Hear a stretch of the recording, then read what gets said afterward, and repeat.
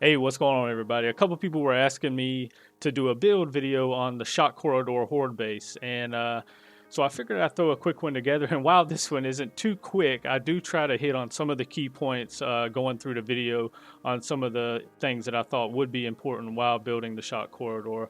Like this, for instance, I do like to put blocks underneath the pillars when creating a Horde base.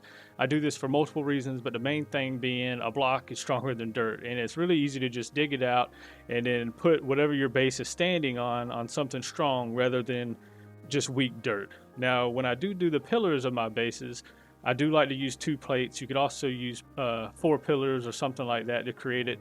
But the main reason I use 2 plates butted up to one another is because it has, for one, the structural integrity of 2 blocks, but for two, it doesn't disturb the pathing of the zombies. So while they're pathing to you, if they spawn in from behind you, they can find their way around the pillars or through the pillars a lot easier than they can if you were to say using full blocks. Right here, you'll see me using the ramp, which is going to be the loop method, which is just 6 ramps forming a diamond shape, and then on top of that, 2 more ramps. Previously, I made another video covering 3 Horde bases in Alpha 19 that I really enjoyed using, and I went into a bit more further detail as far as how to create that loop method on each of those bases. Now, throughout the rest of this clip, I'm just going to be building up the rest of the pillars and pulling the corridor out from the base.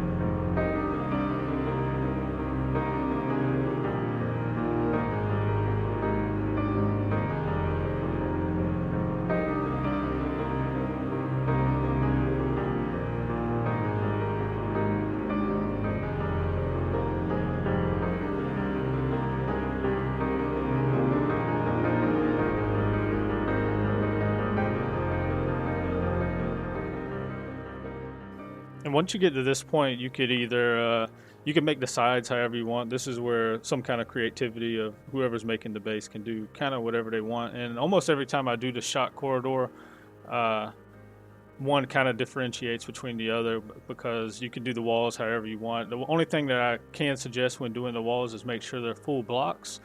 For whatever reason, if you use half blocks or plates on the side, the electrical fence posts like to stick out or kind of try to act up. So I do suggest 2 full blocks on the sides, but as far as the walls or the corners or however you want to build the shape of the corridor is completely up to you.